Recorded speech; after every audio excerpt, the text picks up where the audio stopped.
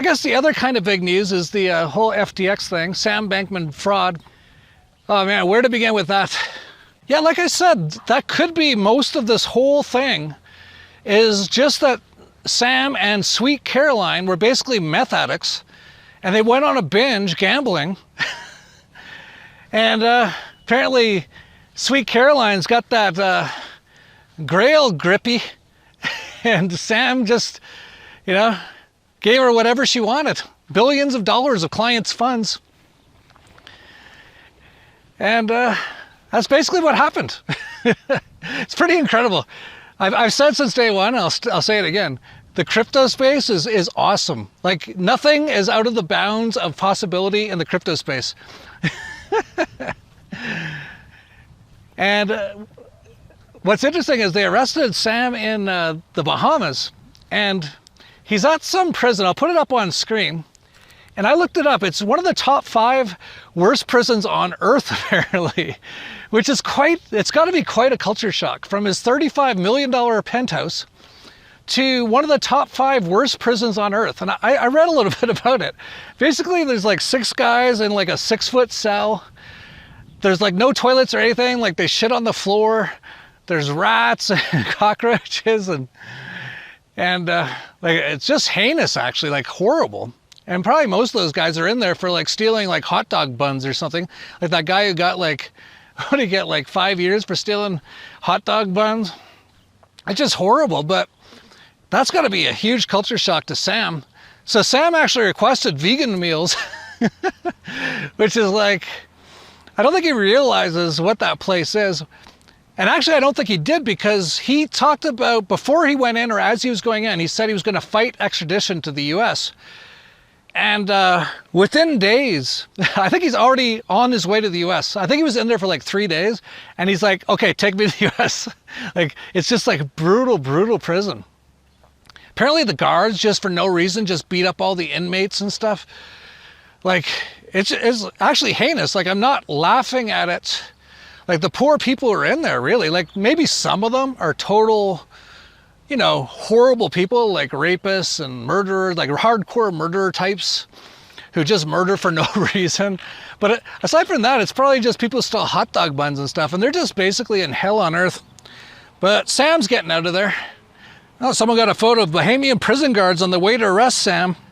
Yeah, it's really interesting that he was supposed to testify in front of Congress with like his best friend, Maxine, whatever her name is, Waters or something, who like blows kisses to him. They've got tons of photos together, hugging. She was in charge of looking into it. And I'm sure she really understands the crypto space. You know, this 80-year-old black woman, like, she probably doesn't even know what email is. And she was supposed to be in charge of looking into this. That's government stuff, right?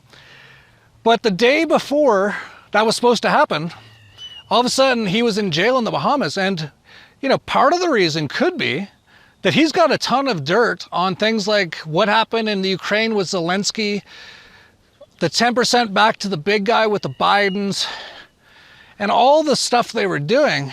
So they probably don't want him to testify, and they probably want to Epstein him. And that's probably why Hillary showed up as the prison guard. So it's going to be interesting. We'll keep following. I don't know what's going to happen. But from now on, money laundering will be called foreign aid. That's actually nothing new. Foreign aid has been money laundering for the most part since day one. Basically, all these governments work together, and they're all criminals and crooks and thieves. And so what they'll do is they'll say, hey, we're going to act like we're going to donate some money to you because, you know, humanitarian reasons. So they'll go meet with the president of some little African country and do a deal with them and say, okay, we're going to send you over $100 million. You can keep 10 million. We want like 50 million back via, you know, payoffs and contracts with people like Hunter Biden's companies and all that kind of stuff. And, you know, give like $1 million to like people who need it or something. So we have some record of that happening. But it's basically all just stolen and all basically laundered. That's been going on for decades and decades and decades. Doug Casey's actually got a great quote about it, that foreign aid is basically poor people getting robbed in rich countries to send money to rich people in poor countries. That's basically what it is, and that's what it is still, especially with Zelensky in the Ukraine. It's amazing how they go after everyone for like money laundering. And by the way, for anyone who watches this, if you ever hear anyone say money laundering is bad, especially without any context, just like the whole idea of it is bad, punch them in the face. Money laundering, all it means for the most part is you're hiding where you got money from, and it's usually done so you don't get it stolen by extortion criminal organizations like governments. Now, when Bankman FRAUD and Zelensky and all that do it, I'm not for it then. But we have to get rid of this notion that money laundering is a bad thing.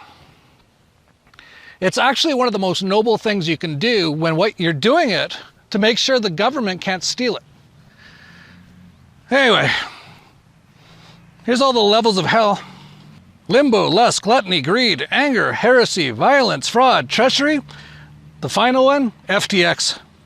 If you're gonna steal something, make it big. You're both amateurs, Jack. A confederacy of thieves. I steal luggage. I steal money. I steal elections.